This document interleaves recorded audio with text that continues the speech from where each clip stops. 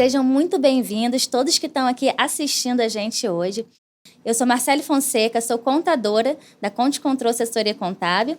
E hoje a gente abre com chave de ouro o nosso ConteCast com uma convidada super especial, que é empresária, advogada, é filha do Carlinhos da Serra, né, uma figura muito importante aqui em Teresópolis, e está fazendo uma transição de carreira nesse momento. E a gente vai acompanhar como está sendo essa história. Eu estou aqui com a Carla Carvalho. Seja bem-vinda, Carla. Obrigada, é um prazer estar aqui com você hoje. Me sinto muito honrada pelo convite. E hoje a gente vai contar um pouquinho, né? Quero saber o que você quer saber de mim. Para a gente levar um papo bem legal e poder inspirar outras pessoas. Eu que te agradeço. É uma honra estar aqui com você. Você é uma amiga muito especial, uma Obrigada. cliente muito especial, uma pessoa que eu admiro muito. Obrigada. E eu quero que outras pessoas te conheçam assim como eu te conheço. Eu queria que você falasse um pouquinho de você, para a gente iniciar esse papo. Tá. Oi, gente, tudo bem? Vamos lá. Meu nome é Carla Carvalho. Eu tenho 30 anos, sou advogada, formada em Direito pela Universidade Católica de Petrópolis. E sou filha do Carlinhos da Serra, todo mundo conhece, né? Do Greenfruit, vim de uma família de empresários e me formei, né? Enfim, comecei a faculdade com 17 anos, me formei, vou fazer Direito. E depois, quando eu estava na faculdade, eu trabalhei na Justiça Federal, então tive muito contato com a carreira pública. E como é que foi essa escolha pela Faculdade de Direito? Pela Faculdade de Direito, eu sempre fui uma pessoa muito metódica, assim, e muito organizada. E eu fiz alguns testes vocacionais e, na maioria deles, deu Direito. E eu tinha uma certa facilidade com humanas na faculdade, sempre gostei muito de política. Hoje não tanto, mas na época eu gostava muito de política. E aí eu falei assim, acho que é para mim, vou aqui. Eu sabia que na grade inicial de Direito tinha filosofia, eu gostava disso, falei, vou nisso. Teve alguma influência da questão das empresas da família? Não, alguma pressão? Zero. Meu pai sempre me deixou muito à vontade para escolher o que eu quisesse fazer. E aí eu optei pelo Direito. E sou muito feliz por ter optado por isso. Mas, enfim, aí fui para a UCP, né, a Universidade Católica de Petrópolis, fui para lá com 17 anos, me formei. Quando eu estava na faculdade, estagiei na Justiça Federal praticamente a faculdade inteira. Depois que acabou a faculdade, eu fui para a EMERGE, que é a Escola de Magistratura no Rio. E aí eu falei assim, vou fazer um concurso público, é isso que eu vou fazer da minha vida. Quando eu comecei a subir e descer todo dia para o Rio, eu falei, acho que isso não é tanto assim que eu quero, porque é muito cansativo. Aí pensei em alugar alguma coisa lá pelo Rio. Na época, meu atual marido, né, que era meu namorado na época, era de Petrópolis, me deu muito incentivo para vir ficar na Serra, porque ou se eu fosse realmente seguir essa carreira pública, a gente não ia dar certo, porque ele é empresário também no ramo da construção civil. E ele falou assim, poxa, vai para Teresópolis, vai trabalhar com seu pai, vai advogar, fica lá, para que você vai para o Rio? Né? Então, ele me ajudou muito nessa decisão. E aí foi assim que eu me estabilizei aqui em Teresópolis. A escolha também pela qualidade de vida, pela segurança? Sim, lógico. Essa mobilidade no Rio de Janeiro, isso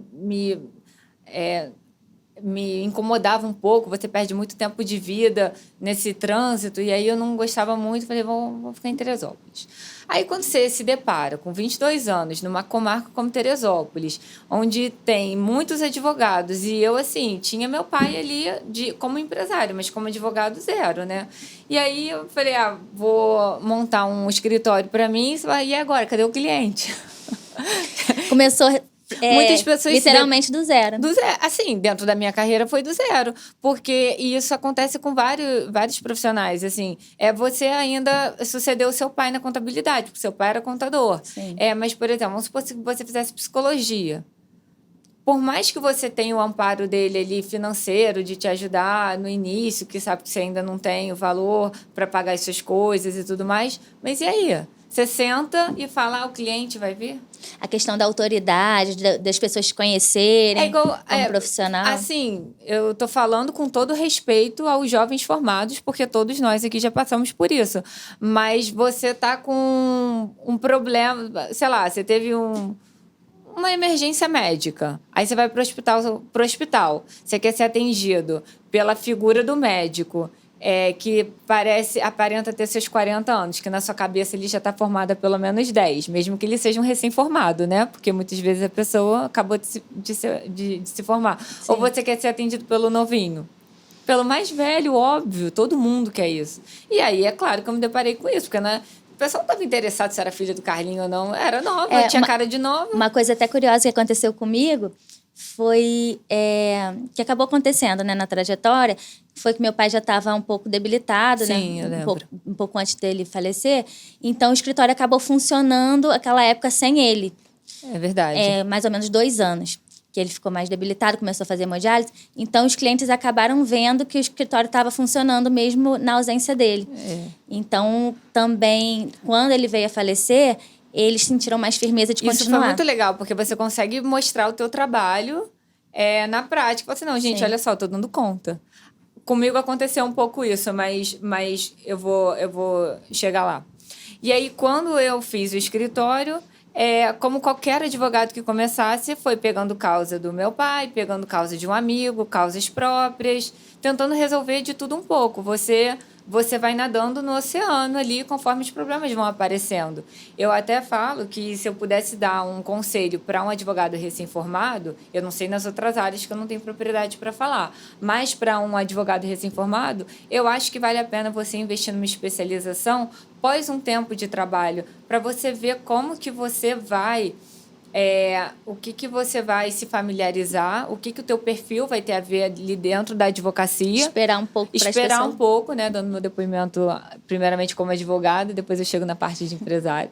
Mas para ver o que vai bater ali, o que vai dar match, né? Porque, às vezes, você vem com aquela construção ideológica de faculdade, de lindo, maravilhoso, de devido processo legal, de que não, porque eu vou peticionar, eu vou fazer as peças e, enfim, vou seguir o devido processo legal. E quando você se depara com a realidade, você fala assim, peraí, não tem nada a ver com o que eu aprendi, o que está acontecendo. Na prática, a realidade é outra. E assim, que foi o que aconteceu comigo. Quando eu me deparei com aquela realidade do meio jurídico, eu falei, gente, isso não é para mim. Porque eu vim de uma família de empresários, que tempo é dinheiro, que você acelerar o processo é o que dá certo, que você tem que facilitar a vida das pessoas, que você tem que ser gentil, que você tem que tratar todo mundo bem. E aí, quando você se depara no meio jurídico real, você vê, e aí digo novamente, com todo respeito aos advogados, que eu não estou falando nenhuma mentira, você vê que você tem que rasgar a seda para o juiz, que você tem que puxar o saco da atendente do balcão, que você tem que pedir, pelo amor de Deus, para você ter um caso seu analisado, que num dia de calor você tem que estar com uma roupa toda formal. E aí... a demora para... A demora, né? Até hoje tem processo meu lá que, desde que eu comecei, está em andamento e não foi julgado, não tem um andamento efetivo. E aí você fala assim, caraca... Isso não é minha personalidade aqui, não é a Carla aqui. Isso não tem nada a ver, eu vou fazer isso o resto da minha vida. Eu tô enrolada. Mas você chegou a ter algumas experiências legais no direito, né? Ah, sim, não. Então, mas eu tive algumas experiências como advogada, mas nesse processo burocrático, não. E o que aconteceu foi que eu escutei uma vez de um professor meu, que é muito certo, que... a vida tem uma tendência natural a dar certo. No final, realmente, se você olhar para trás, você fala assim, é verdade, as coisas deram certo. Você não pensa que as coisas não deram certo. Você olha todas as suas escolhas e fala assim, de alguma maneira isso foi certo. E aí eu sempre vim muito com isso no meu coração, que estava dando certo. Eu não sabia como, mas estava dando certo. É o que te prepara para as próximas etapas. Para as próximas etapas, é isso. E aí, com o tempo, minha irmã fala muito isso. Tem coisa que Tem coisa que não substitui o tempo. Você precisa do tempo de vivência, e é verdade. E aí, dentro daquilo que estava sendo me apresentado como profissão, o que veio para mim foi o ramo imobiliário. Então, eu comecei a fazer os contratos de locação do meu pai e do meu tio, né?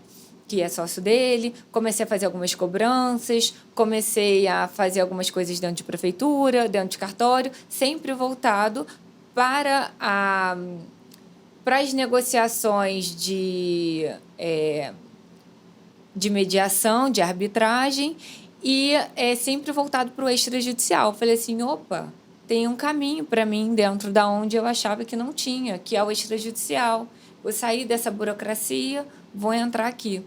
E aí eu fui indo e foi desenvolvendo bem nas tratativas de negociação. E aí, por exemplo, um exemplo assim que vai vindo à mente, né? Mas o Green Fruit, onde hoje tem, não tinha contrato de locação há 25 anos. E né, desde que tinha inaugurado. E aí eu fiz o primeiro contrato, posteriormente a gente comprou o terreno, eu participei da negociação. E aí também o meu pai e o meu tio, como sócios, né, do Green Fruit, eles também foram migrando o investimento para aluguéis. Então, você vê, a vida dá certo, né? Eu estava ali naquele meio e eles também... Eu estava ali só de peão, né, no jogo. Não tinha esse poder de influenciar qual é o curso da vida deles. Mas acabou que foi para o mesmo que o meu, que foi um investimento mais voltado para o ramo imobiliário. E aí foi indo assim, e aí eu fui ganhando bagagem. É um meio que você conhece muita gente, porque você trata com muitas pessoas de diferentes ramos, com empresas grandes. A gente foi fazendo negociação com a Raia, com a Pacheco, com o Bob's, e que eram empresas mais estruturadas. Então, você vai pegando um outro time de negócio. É como se a experiência de vida deles se cruzasse em algum momento ali com a sua. Com a minha, isso. E isso é muito legal que você falou da importância da vivência, né? Da experiência de vida. Porque isso é muito claro, né, nos nossos pais. Sim, Né? Como que isso faz diferença até de você tomar uma decisão ou de você ter um feeling ali do que está acontecendo, que você não teria se você não tivesse aquela experiência. É isso. E, assim, hoje o que eu vejo, claro, né, dentro do meu ramo, dentro do que eu faço, não estou falando de outros negócios, mas é muito sobre você tratar com gente. Saber como lidar com gente. Pegar aquele invisível ali no negócio, sabe? Aprender a ler a pessoa num trejeito, quase que intuitivamente. É uma coisa que você não sabe muito bem explicar nessas negociações, nessas intermediações, mas é algo que você tem que estar ali com a cara na janela mesmo, você tem que estar no meio, tem que viver para entender como é que funciona. E aí eu até falo que, assim, isso só é possível, não é porque eu sou filha do Carlinhos da Serra, que é sócio do Green Fruit. Isso só é possível porque o meu pai, ele deu para mim e para minha irmã, muito generosamente, a possibilidade de tomar decisões. E eu acho que isso é um fator que, como mãe, né, eu e meu marido como pais, você tem que ser benevolente com seu filho, de deixar ele errar, de deixar ele tomar as próprias escolhas, de deixar ele seguir o próprio caminho, né? Porque muitas vezes os pais podam os filhos, e às vezes os filhos podem ser grandes árvores que deem grandes frutos e os pais acabam podando os filhos ali. E acaba perdendo a oportunidade de acessar esses frutos, né? Acessar esses frutos e ter um grande sucessor, né? E ter alguém que vá dar continuidade, que vá perpetuar ali a família. Quantos você vê, né? Eu vejo também quantas pessoas aqui que estão aqui na cidade ou fora da cidade, filhos que não conseguem suceder os pais porque não foi dada a oportunidade para eles. E aí as pessoas perguntam, mas como não foi dada a oportunidade? Teve estudo, teve casa, teve dinheiro... Mas teve dada a oportunidade de tomar decisão? Sim. Foi dada a oportunidade dele ser ouvido de fato e que a opinião dele seja relevante? Porque meu pai deu isso para mim e para minha irmã. Por mais que às vezes a gente tenha nossos contratempos, ele deixou a gente errar. E pela quantidade de empresas familiares que existem, Sim. Isso tinha que ser levado em consideração e tinha que estar no foco ali de discussões, claro. de aprendizado. O meu pai, eu tinha muita dificuldade de relacionamento com ele. Uhum. Mas eu até sentia que ele tinha uma admiração por mim, quando eu estava ajudando ele no negócio dele. Uhum. Então, tudo que eu fazia pro negócio dele, aquilo ali era tudo para ele. É. E eu sentia que tudo que eu tinha iniciativa de fazer, ele ficava encantado. Ele ficava assim, poxa, ela fez isso aqui, ninguém pediu. Então, ela teve iniciativa, era uma maneira dele me admirar. Então, ele também, do jeito dele, que era mais bruto, né? Ele também me deixou livre para fazer muita coisa. Mas veja que isso é muito nobre. Porque é igual, né? A gente é mãe, a gente tem filha mais ou menos da mesma idade. Você vê a Naomi cantando uma musiquinha do jeitinho dela, você acha a coisa mais linda do mundo. E eu acho que esse olhar da admiração pro filho, ele não pode ser perdido nunca. Quando ela estiver lá na frente, não sei o que ela vai seguir, não sei o que a minha vai seguir, mas que a gente nunca perca aquela admiração daquela primeira descoberta ali, nossa, meu filho foi capaz, meu filho... Porque, assim, pra gente como filho, isso é muito importante, essa validação dos pais. E a gente, como pais, também não pode deixar de fazer isso para os nossos filhos, né? Até entrando um pouco numa outra etapa da nossa conversa, que é esse segundo capítulo da minha vida, que é a questão familiar. Da minha constituição, da minha própria família, né? Que eu falei que eu vim para cá, fiquei em Teresópolis por conta do meu marido também, né? Uhum. Mas eu acho que depois que você casa e tem filho, aí você fala assim, caraca, agora eu tenho a minha família, e agora? Né? Eu não sou mais filha do Carlinhos e da Gorete.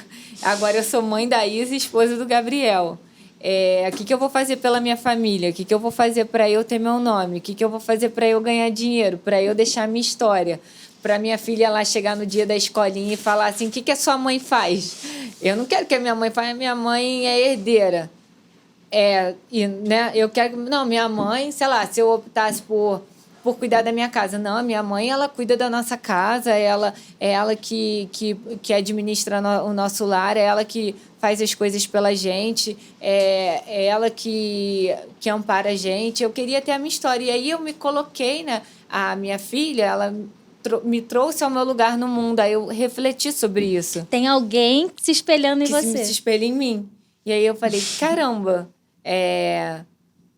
que nem você me perguntou antes de começar aqui, como é que eu te apresento, né? Como que eu vou me apresentar a ela? E aí, claro, isso foi uma questão que veio no meu coração, mas também, assim, também de administrar o tempo, de saber, de ter um início, meio e fim do meu trabalho. Que, na verdade, você não vai se apresentar, ela vai ver isso. Coisa acontecendo. Isso, exato. E ela vai tirar as próprias conclusões dela. Exatamente, né? Assim como o meu... Que é mais difícil ainda. Que é mais difícil ainda. É muito louco isso. E aí foi quando, junto com, né, resumidamente, né, o que eu tô falando, junto com todo este percurso, eu me deparei e falei assim... Falei, poxa, eu já tenho uma certa bagagem na parte imobiliária, tinha uns clientes à parte no escritório, mensalista, né, que eu dava assessoria jurídica, prestava serviço como advogada, mas eu não queria mais isso, você sabe, porque você é prestadora de serviço, que quem tem cliente tem patrão. Se você tem 300 clientes, você tem 300 patrões. Eu não queria mais isso para minha vida. Eu falei, eu quero... Acabou, né, que me dei mal, porque percebi que mesmo eu saindo da advocacia, eu ia continuar tendo responsabilidade com a vida de, né, várias pessoas. Até nesse tratamento com a atendente, você vai continuar tendo pro resto da vida. Sempre, eu sempre vou ter. Porque sempre você vai ter adentrar ali nos locais e fazer as coisas acontecerem. Mas eu precisava de uma justificativa de sair da advocacia, né? Então foi essa que eu arranjei na época. E aí eu falei assim, poxa, meu pai tem um terreno ali no alto, né, ali depois do hospital, que que eu e a minha irmã, na verdade, que a gente já tinha essa ideia no coração, de fazer um centro comercial ali naquela ideia, e a gente foi procurar um escritório de arquitetura para levantar um projeto, para fazer uma prévia, para mostrar para o meu pai, para ver se ele comprava a nossa ideia de fazer um centro comercial. Ela fica mais à frente do mercado, né? Lá ela toma conta da loja da Barra. E aí eu fiquei incumbida desse projeto, que apesar de ser um projeto nosso, eu acabo que fiquei um pouco mais na frente Depois vou convidar ela para vir aqui também. Com certeza. Ela tem muita bagagem. Mas foi mais ou menos assim que foi desenhado, que está sendo, né, desenhado a carreira profissional. Dentro dessas nuances familiares, profissionais, porque tudo vai se comunicando, né? Mas eu cheguei até aqui assim. E você, como é que foi essa questão da sucessão? Da responsabilidade, do nome que veio, né, por trás? Como foi esse peso ou não? É um grande peso, assim, né? Porque as pessoas esperam muito de você. Elas não esperam que você faça menos do que elas já têm. Elas querem mais, elas querem a mesma linha de qualidade. Elas querem, inclusive, que você negocie, que você tenha as tratativas semelhantes ao que a quem está sendo sucedido faz. E aí, para mim, seria muito mais cômodo ficar na minha, recebendo um aluguel ou recebendo um salário para eu acompanhar meu pai sem precisar me movimentar muito.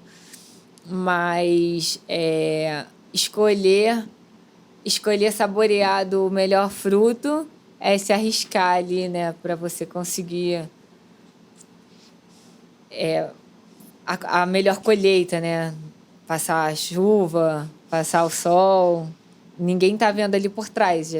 As pessoas só veem, para ela é mais fácil porque ela tem dinheiro, né? Que é o que falam, assim. E eu, de fato, assim, com muito respeito a quem tem uma história sofrida, eu não sou hipócrita de falar que eu tive dificuldade, porque eu não tive, eu não tenho uma história triste para contar. Mas é injusto invalidar o nosso sucesso porque eu não tenho uma história triste por trás de aperto financeiro, né? Claro que todo mundo tem suas dores, mas dessa parte financeira, de fato, graças a Deus, eu não tive. Mas a minha pergunta que fica se botasse todo mundo na linha de chegada, quem que ia chegar lá? Quem que ia ter coragem? Quem que ia ter a coragem de, por exemplo, estar aqui, se apresentando para várias pessoas, para receber crítica ou não, para ser ridicularizado ou não? Então, assim, todo ato tem que ter uma certa coragem, assim. E é isso. Quando a Isa veio essa questão de ser mãe, veio essa questão assim, caramba, eu já estou com 30 anos, eu vou ser só a filha do Carlinhos da Serra? E aí, o que mais?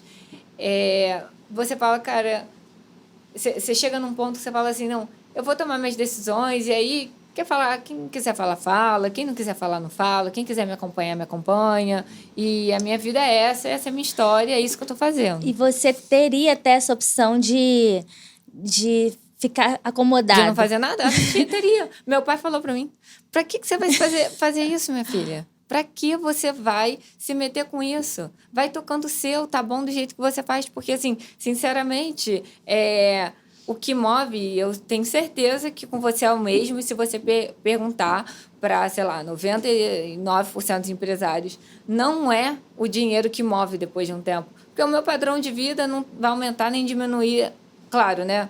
Mais ou menos dentro do que eu estou fazendo. É o poder de realização. É você ver o outro crescer junto. É você ver que você poderia ser uma contadora normal e agora você está inventando de fazer podcast. Olha só. Entendeu? É você querer ali mais. E aí você chamar a empresa que está fazendo o áudio, porque quem olha que parece que é tudo fácil, tem todo um planejamento por trás. Não é só aqui falar. É você se organizar, é você se profissionalizar. E é a gente que faz o negócio acontecer, já parou pra pensar nisso? E uma coisa tão... Eu não entendo como tem pessoas acomodadas, que pra mim é uma coisa tão natural de querer de mais, de fazer o melhor. E agora, o que eu vou fazer? Né? E agora? Então, e a gente tem essa oportunidade, né? Tem. Tipo assim, a gente não tá aqui nessa vida a passeio, a gente Eu tá falo, aqui pra... deixa pra dormir quando morrer. Enquanto estiver viva, eu vou viver. Então, assim, é isso, sabe? Então, eu acho que é um dom mesmo. Esse dom de você não estar satisfeito. O dom de você querer mais. E é aquilo, você não quer pra você. Eu não quero pra mim, eu quero pra todo mundo. Eu quero que todo mundo usufrua desse melhor que a vida tem a oferecer, que é você construir algo palpável ou não palpável, né? Mas falar, fui eu que fiz, fui eu que criei. Olha que legal isso, assim, sabe?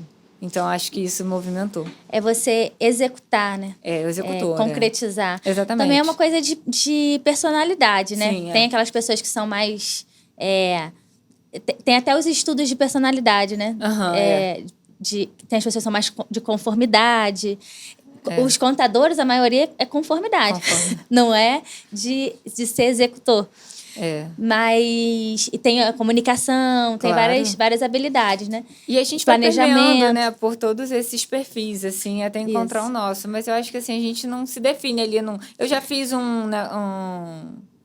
como que é o nome disso? Perfil comportamental. Isso. O meu deu conforme estável. Mas hoje eu não me vejo como um conforme estável. Então, eu acho que a gente tem todos os perfis. Mas a gente tem aquele que a gente se destaca mais. Mas não impede a gente de se desenvolver nos perfis que a gente não tem tanto. E tentar ter uma totalidade, mas levando em consideração o nosso perfil principal. Com certeza. Claro, a gente agir da melhor maneira possível dentro do nosso natural, né? Dentro do nosso perfil natural. Mas, assim, nós, como mulheres ainda, né, temos uma sobrecarga de família, de filhos, porque a gente tem que ser boa mãe, a gente tem que ser boa esposa, boa profissional, a casa tem que estar impecável, você tem que estar bonita e não pode reclamar de nada. Sim, e é o que eu sempre falo, a gente não quer... com tudo isso, a gente não quer voltar atrás. Não quer. Não. Mesmo assim, a gente vai assumir essa briga, essa carga. E eu quero. Ah, mas é isso mesmo que você quer? É isso mesmo que eu quero. Então, assim, é muito... Acho que, assim, o próprio trabalho bem executado já é o meu melhor pagamento, assim. Ver que as coisas estão dando certo, ver que as coisas que eu fui fazendo foi dando certo, que não foi ficando beirada, que não foi ficando ponta solta, que as coisas estão acontecendo, que pessoas estão resolvendo problemas através de mim, que estão ganhando dinheiro através de coisas que eu fiz, que eu consegui resolver problemas intermediando conversas e mantendo as boas relações. Isso, para mim, é o maior pagamento. Esse é o maior pagamento. E aí, claro, tem o dinheiro, óbvio, mas assim, esse eu faço por isso. O meu trabalho é para isso, para ver as coisas dando certo. E também é uma tendência natural das pessoas de desmerecer aquilo que elas não conseguem. É verdade. Sempre vai haver. Por exemplo, se eu vejo quando tem alguém muito malhado, eu sempre vou falar assim, mas ele é assim porque... Toma alguma coisa. Isso. Toma o que ele toma, para ver se você vai ficar igual. Então, as pessoas têm mania de achar que os feitos de outra pessoa são fáceis. Isso. Só que como ela se daria como ela se sairia se ela estivesse no mesmo lugar? Vem pra cá, senta aqui na minha cadeira, pra ver se você faz o que eu faço. Sim. Eu também tenho um pouco disso, de falarem, mas pegou um escritório pronto. Peguei mesmo. E aí é isso que eu te falo. Porque quando você vai contar a sua história, as pessoas já vêm falando assim, mas você não tem uma história triste pra contar. E aí eu já começo o diálogo sempre falando, eu não tenho história triste pra contar. Realmente, é verdade. Mas você tem dinheiro? É verdade. Mas seu pai é empresário, já te abriu portas. É verdade. Mas eu fiz, eu tive a coragem de me expor. E assim, essa é a minha história. Sim. Se não tá bom pra você, aí é um problema que tem que ser tratado aí. Mas assim, foi isso que me foi dado. E no meu caso, eu tenho história triste pra contar, tenho dados pra mostrar. E mesmo assim... Te invalidam. Porque vão te invalidar da mesma sempre. Forma. Vão te invalidar É a mesma sempre. coisa que acontece com você, acontece comigo. E meu pai, por exemplo, tem uma mega história triste pra contar. Eu vendia coelho na serra, tal, não sei o quê. Mas agora que ele ganhou dinheiro, mas o cara agora tá cheio do dinheiro. Mas agora é fácil pra ele. É como se não tivesse existido. Isso. A parte de trás. Então, assim, se você for ponderar... você tem que... você já escutou aquela história do sapo que chega no brejo? porque ele é surdo? Não. Não? Meu pai ensina muito por parábola, né? Ele adora ensinar por parábola. E aí ele fala assim, ele sempre ensinou assim, ele fala assim, minha filha, tinha um grupo de sapos que era prometido que no final da montanha teria um paraíso lá, água fresca, sombra, mosquito para eles comerem, água para eles se banharem, uma lagoa maravilhosa. E aí começou a caminhada, e nada de chegar. E um reclamava, parava, isso é mentira, não tem nada lá não. E aí continuava. E o outro, mentira, até parece, esse caminho já está essa hora da noite, nada de paraíso, isso é mentira. Quando chega lá em cima só tem um sapo. Ele só chegou lá porque ele era surdo. Porque ele não escutou ninguém. Então, assim, se você escutar, meu amigo, você não realiza nada. E também, eu vou acrescentar, não olhar para o lado. Não olhar para o seu concorrente. Você fazer o seu. Porque já tem milhões de soluções. Todo mundo já fez. Alguém já fez essa solução. Esquece. Faz a sua, o que está na sua cabeça. Do jeito que você vai fazer, ninguém faz. Eu sempre falo isso. Pode ter melhor que eu. Eu falava isso com meu marido, né? Na época, assim, que você estava da conquista, né? Eu falava assim, olha... Tem melhores que eu? Tem. Tem piores? Tem também. Mas igual eu, você não vai achar. É né? isso aí. Assim, né? Todo mundo é único. Isso, tem mais, melhor, com certeza. Pior, tem mais ainda do que melhor, né? Que a gente bota a régua lá em cima. Mas é isso. Tem que fazer acontecer. Só dá certo quem começa. É isso aí. E para fazer qualquer coisa, principalmente empreender, tem que ter coragem. Tem que ter coragem. A vida é para quem tem coragem. E eu queria que você falasse mais um pouquinho sobre maternidade. Te atrapalhou? Como que você conciliou? Isso não é uma pergunta que se faz para homem, né? Se você conciliou. É verdade. Mas vou fazer para você. Você fica grávida, aí você vai pro hospital, volta do hospital com aquele bebê, te entrega um bebê, você fala, agora é seu, você tem que cuidar dele, né? E aí você não tem mais pra quem devolver, você tem que cuidar da criança até ela... Eu fiquei sentada umas meia hora no sofá, que eu não sabia o que eu fazia. O que eu vou fazer com essa criança, gente? E aí e aí eu tava vendo um post no Instagram, quando eu vim pra cá, né, por um acaso, nem sabia que você ia me perguntar sobre maternidade, e perguntando qual é o preço que se paga pela maternidade. O preço é absoluto, é a sua vida. Porque por mais que você tenha um bom marido, um bom pai para o seu filho, que você soube fazer essa escolha certa, né? E a gente tem bons maridos que dividem as tarefas com a gente, né? E a responsabilidade é de ambos, mas assim, você não consegue mais ter aquela autonomia de trabalhar até a hora que der. Você pode ter... Hoje eu tinha uma feira para ir em São Paulo. Eu tinha uma feira para ir que eu estava querendo ir há um tempão. Pude ir? Não pude ir. Engraçado que, para os homens, por melhores que eles sejam como pais, eles podem. Poderia ir. Eu nunca mais fui para São Paulo. Quem é que vai pegar minha filha na escola? Ela está passando por um momento difícil à noite porque ela não tem dormido muito bem. E eu não tenho como deixar só com ele porque ele também precisa trabalhar. Hoje em dia, né, nas famílias modernas, no mundo moderno, você não tem mais as avós, as tias, as primas que ficam ali. Então, à disposição, elas têm a vida delas. Elas têm a vida delas, porque todo mundo tem a sua vida. Então, quando a gente... Até quando a gente vê algumas influencers, assim, cheias de babá... Eu só tenho uma babá, tá, gente? Mas quando você vê uma influencer, assim, cheia de babá e você começa a... né, pegar pesado nela, fala assim, gente, calma. A mulher tem 2, 3 filhos. Tem a lei trabalhista que ela tem que seguir, porque tem que ter descanso de babá, tem que ter tudo. E ela é empresária, ela precisa de ajuda. Então, lá em casa é a mesma coisa. Eu tenho a babá da Isa, mas ela não fica comigo 24 horas. E assim, lá em casa é eu, ela e meu marido. E eu trabalho e ele também. A mulher tá errada de qualquer forma. Se ela não quer ter filho, ela tá errada. Isso. Se ela quer ter filho, ela tá errada. E a gente ainda tem o time da maternidade, porque é uma questão biológica. Depois a sua fertilidade vai diminuindo. Se ela tem babá, ela tá errada. Se ela não tem babá... ela tá errada também. E para de trabalhar, ela tá errada também. Então, de qualquer forma, assim, vai dar. É uma questão. É uma questão. É tanto que eu só quero ter uma filha, né? Você sabe, eu não quero ter mais filho, porque assim... O seu tempo é roubado, a sua vida ela é roubada, de fato, ela é roubada. Mas é o preço que se paga por você experimentar o maior amor do mundo. E é verdade. Eu acho que assim, teve toda essa questão da maternidade, mas a minha vida fez assim depois. Ela subiu na velocidade da luz, porque até eu escrevi uma vez sobre isso no meu Instagram. quando você tem um filho, você quer se tornar a melhor versão para o seu filho, porque você quer que ele te olhe e te admire. E nessa tentativa repetida de se tornar alguém melhor, você acaba de fato se tornando. Então, eu acho que eu me tornei alguém melhor para a Isa, pela Isa. E então, assim, filhos, recomendo, mas recomendo também que se planeje, que saiba o tempo certo. Eu fui feliz também porque a Isa nasceu perto da pandemia, então era uma época que as pessoas ficavam mais em casa mesmo. Então, isso já ajudou naquele primeiro ano, que é um aninho mais, né? Porque você tem que estar ali mais perto, por conta de doenças, de vacina, da criança ser muito sensível ainda, né? Depois você pode botar na creche mais tranquilo, mas acho que assim, se planeje, mas também acho que dá uma guinada na vida, porque você cria responsabilidade, E de fato. essa questão também de você ficar melhor é até engraçado, porque antes você se achava muito melhor.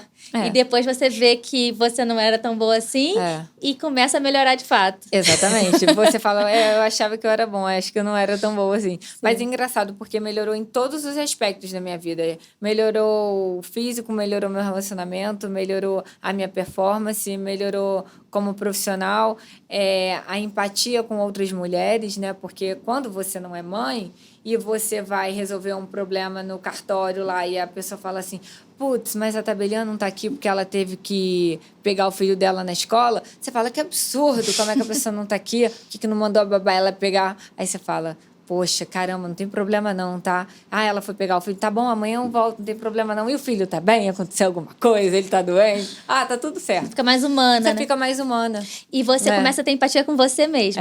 Isso, você se permite errar de uma maneira mais leve, assim. Acho que a vida fica mais real, assim, com a presença de um ser ali, que depende de você. E você vê que você teve capacidade de ser mãe, que é muito mais difícil do que qualquer outra coisa. Então, as outras coisas se tornam muito mais fáceis. Não sei se você já ouviu essa frase, mas fala assim, que nada te prepara para a maternidade, mas a maternidade te prepara para tudo. E eu acho que é isso. Te prepara para tudo, assim. É isso aí. É isso. E a gente vai falar um pouquinho agora sobre os empreendimentos. Tá ótimo. Porque se deixar, a gente... esse assunto de maternidade, como a gente tem propriedade para falar, né? A gente vai... E é um assunto bom, né? Gostoso. Então, a gente vai falar um pouquinho sobre os empreendimentos, que também é uma dos motivos da gente estar aqui, né? Com certeza. Trazer à tona o que está acontecendo, o que você está realizando na cidade de Teresópolis. E a gente também ter mais detalhes deles, né? Cria uma curiosidade, sim. Né? A pessoa passa ali e não sabe o que está acontecendo, o que vai ser. Ali a gente está fazendo um centro comercial, né? Antes de mais nada, o empreendimento que a gente está fazendo, o nome é Serra Garden. E aí eu e a Fê, a gente escolheu esse nome Serra Garden porque o nome do meu pai, né, ele é conhecido como Carlinhos da Serra. Mas o que muitas pessoas não sabem é que ele não tem serra no nome. Ele é Carlinhos da Serra porque, em determinado momento da vida, ele teve uma sociedade com algum outro Carlinhos e, para definir quem era o Carlinhos, o dele ficou Carlinhos da Serra, porque ele nasceu na Serra. Né, trabalhava na serra. Então, ali ficou Serra Garden porque o Green Fruit não é só do meu pai, é do meu pai e do meu tio. Mas o Serra Garden, todo mundo fala, o Serra é do Carlinhos da Serra. Então, a gente está fazendo ali o projeto piloto, que não é tão pequeno assim, né, como deveria ser para um projeto piloto. Mas a gente quer e já pretende expandir essa ideia de centro comercial, não só ali para o bairro do Alto, mas também para a Vargem Grande, que a gente já está no estudo aí para o próximo empreendimento, que vai ser o Serra Center. Mas eu vou falar um pouquinho do Serra Garden, que é o que está em andamento agora, que é o que está aí eu acho que está pegando no gosto das pessoas, né? A obra está crescendo um pouco mais, então está despertando mais essa curiosidade, as pessoas estão querendo mais saber o que é. E, assim, tudo o que eu falei agora, eu acho que se materializa muito nesse empreendimento. É um empreendimento da cidade, para a cidade, com pessoas da cidade. São 9 empreendimentos, 9 negócios dentro do empreendimento. Tem uma academia, 3 restaurantes, uma loja de decoração, tem uma filial do Green Pet, tem um salão de beleza da Carla Bonato, Tem uma barbearia, que é do Joel, que também é de Teresópolis, e tem uma imobiliária, que é a Domo, da Alexandre Quero.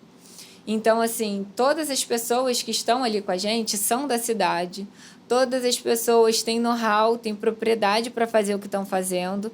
Então, assim, foi muito escolhido a dedo quem estava lá para seguir com a gente, porque ali eu não... quando a gente pensou em... Foi tão difícil já convencer ali meu pai, né, de comprar essa ideia lá da minha e da minha irmã, que a gente não podia deixar brecha para dar errado. Então, para não dar errado, a gente teve que se cercar dos melhores. Então, assim, tá a Action, que é a Academia Action, tá os melhores compraram a ideia com você, né? E eu sou muito grata por isso, né? Eu sou muito grata por esse... Por esse voto de confiança. E, claro, né, isso também só é possível porque eu carrego ali como meu apadrinhamento meu pai, né? Porque, apesar de eu estar na linha de frente, vocês sabem que não, isso aqui é do Carlinhos da Serra. Sabe então, que pode então confiar. É um negócio sério. Fala mais do que você ia falar dos empreendimentos. Certo. Então, aí tem a Action, né? Que a gente não, né? Que o Maurinei já tem uma academia que é atrás do Bob's. Tem a Rabugentos, que é uma cervejaria do Renato, dono do Burrata. Ele mais 2 sócios. Tem uma casa de carne que chama Touro, que é do Léo Peloja, que é do Vagão, com outros 2 sócios, que é o Elon e o Ebenezer. A Carla, já falei, né? O Renato também está à frente de um outro restaurante também, que é um projeto piloto dele de restaurante de salada, com mais 2 outros sócios. Tem a Imobiliária Domo, né, do Alexandre e do Bruno, que são aqui da cidade, mexem com um imóvel da região serrana. E é isso, e a arquiteta também é daqui, né, Mari Moraes. O empreiteiro que está construindo é daqui, o Júlio.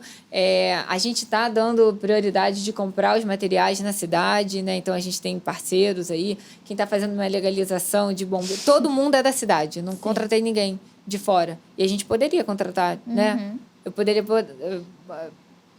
vários prestadores de fora, mas a gente quis unir isso. Até porque eu acho que isso dá força para o empreendimento. Porque você começa a colocar quem está lá dentro, fazer com que o negócio dê certo. Porque ele é da cidade, então ele chama um amigo. Teresópolis é uma cidade muito provinciana ainda, né? Que tudo é construído muito no relacionamento e muito no... A pessoa que quer vir aqui no escritório, ela quer ver a Marcele. Por mais que depois ela vai ser direcionada para um outro time, mas ela quer primeiro conhecer você. Ela quer ter aquele contato com você.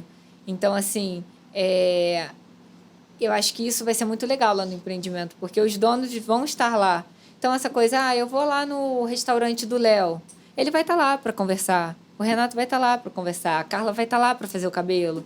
O Maurinei vai estar lá na academia. Então, assim, essa coisa do relacionamento, criar um espaço não só comercial, mas um espaço de relacionamento, onde as pessoas pudessem ir e consumir em diferentes negócios, numa única ida. Então, a gente quis mesclar esse mix de serviço, de produtos que se casassem. Também foi pensado tudo foi pensado no ramo que ia estar isso, lá. Quando a gente fez o briefing do empreendimento, a gente não falou, eu vou fazer 9 lojas aqui, quem quiser alugar, aluga. Muitas pessoas vieram me perguntar se já tinha espaço, e tinha espaço, eu falei que já estava lotado, porque eu sabia que o negócio não casava. Por exemplo, veio uma pessoa procurar para abrir uma filial de lingerie, de uma loja de lingerie.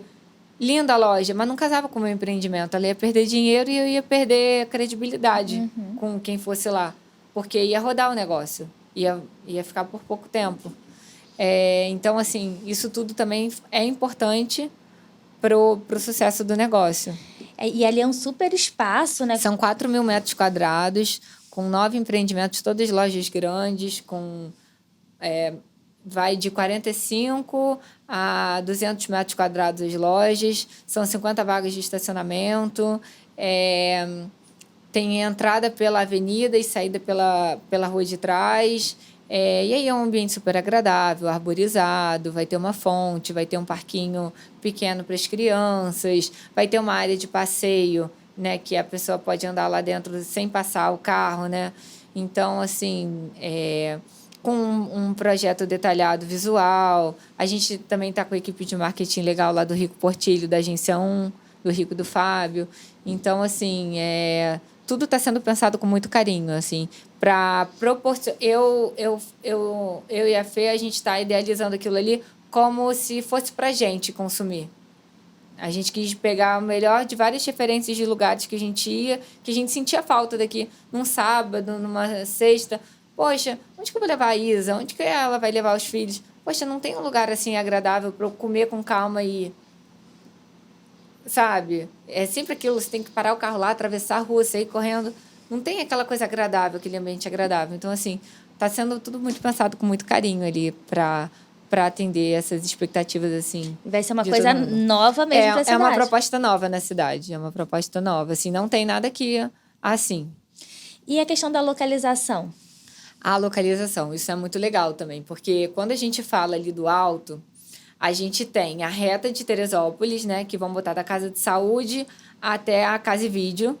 E aí ali é dividido em 2, que é até onde é mais ou menos o supermercado Regina, que é uma parte um pouco mais popular. E depois do Regina até a Casa e Vídeo, que pega Griões, é uma área um pouco mais nobre da cidade, que o metro quadrado, isso não sei o que estou falando, são os números que dizem, porque o metro quadrado de fato é mais caro. E aí, depois da Casa e Vídeo até a antiga delegacia, você tem uma área estritamente residencial. Você não tem nada de comercial ali.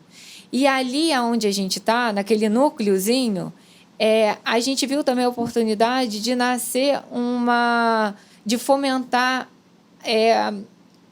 além do nosso negócio, o negócio imobiliário da cidade. Veja que o bairro de Taumaturgo, de Araras, até de Fátima também, Jardim Cascata, o Alto, eles se abastecem muito pela várzea. E ali você cria um novo centro, onde as pessoas não precisam descer para consumir. A pessoa não precisa ir lá no centro para cortar o cabelo, precisa ir lá no centro ou lá para o final do Alto para ir num bom restaurante. Ali tem um novo polo agora. Então, assim, eu brinco que quando as construtoras aqui da cidade forem lançar os prédios, porque vai lançar prédio agora, eu tenho certeza, ali perto, vai ter uma valorização dos imóveis ali, vai ter ali o Serra Garden naquele panfleto como ponto de referência, né? E o legal é que vocês estão pensando em Teresópolis, nos moradores, vocês nem estão pensando em turismo. Em turismo, não. Apesar dele estar muito próximo do polo turístico, que é o Alto. Não é isso que eu estou pensando. Eu acho que, inclusive, o negócio ele tem que se sustentar com o nosso poder aquisitivo da cidade, que é altíssimo. Eu vejo amigos, né, a gente é da cidade, que saem daqui, às vezes, para Itaipava para jantar, para ter uma experiência ali diferente, para levar o filho ali no parque de exposição, só para pegar um ar. E a gente não tem isso aqui, porque, de fato, os ambientes que são públicos, às vezes, não são bem cuidados, ou, né, e aí você não quer levar o seu filho. Não tem uma infraestrutura legal. Então, a gente quis trazer essa ideia para cá. Né? E ali tem espaço para ser expandido ou não? Ele vai ficar daquele tamanho? Ali não tem como expandir, porque as lojas, elas não têm uma previsão assim de construir um prédio em cima. É o que está ali. Quem pegou, pegou. Quem comprou a ideia, comprou. Quem não comprou, vai ter que ir lá só para consumir. Só fazer espionagem. Só para dar dinheiro para quem alugou. Quando veio esse projeto, né, a gente apresentou para algumas pessoas, né, que a gente achava legal, que achava que casaria o negócio. E algumas pessoas falaram, eu não sei se vai dar certo, não sei se vai dar certo. E hoje essas pessoas estão aqui. Hesitou, né? E a questão do funcionamento, horário de funcionamento, os dias, o que vocês pensaram? De segunda a segunda, de 9 da manhã, aí depende dos restaurantes, né? Mas acredito que até mais 11, meia-noite. Os restaurantes, né? E os prestadores de serviço no horário comercial mesmo, até 6 horas. Então vai ser praticamente... direto. Direto, né? Isso. Vamos lá. Vocês pensam em fazer alguns eventos, alguma coisa assim que movimente, ou vai ser o funcionamento dos estabelecimentos mesmo? A gente pretende fazer eventos, sim, mas assim, são eventos mais direcionados para as festividades padrões que a gente tem durante o ano. Então, no Natal, Dia das Mães, Páscoa, Dia das Crianças, marcas parceiras, por exemplo, a BMW já nos procuraram para que eles possam realizar alguns eventos em parceria. Por exemplo, a BMW e o Clube Mini, às vezes eles querem fazer, sei lá, uma exposição e aí usarem o espaço. Então, assim, são coisas que vão acontecendo. Claro que existe um cronograma, até por uma questão de varejo, do comércio, para que se atraia o público para lá e para tornar um ambiente agradável, convidativo. Mas, assim, não é um espaço de eventos, mas terá eventos no espaço. Entende, assim? Sim. E eu queria que você falasse quando que está prevista essa inauguração certo. E convidasse as pessoas para conhecer. Muito bom isso, muito bom. A gente pretende, né, a nossa data de inauguração está prevista para o dia 15 de dezembro. Eu não posso, assim, bater o martelo que vai ser exatamente no dia 15, é a data que a gente está propondo, porque a gente ainda está numa fase ali de finalização das obras, mas vai ser para meados de dezembro, com certeza. Talvez alguns dias para cima, alguns dias para baixo, mas não vai virar o ano, vai ser dentro desse ano ainda, tá bem próximo. E é claro que, assim, é um prazer receber todo mundo lá, teresopolitanos principalmente, para que... Magienses também. Lógico, né? Deixa eu dar um beijo, mas óbvio. Mas, assim, né, é uma coisa da cidade, a gente está muito feliz de poder proporcionar isso, de entregar os frutos que a cidade deu pra gente, né? Porque isso é um reinvestir na cidade.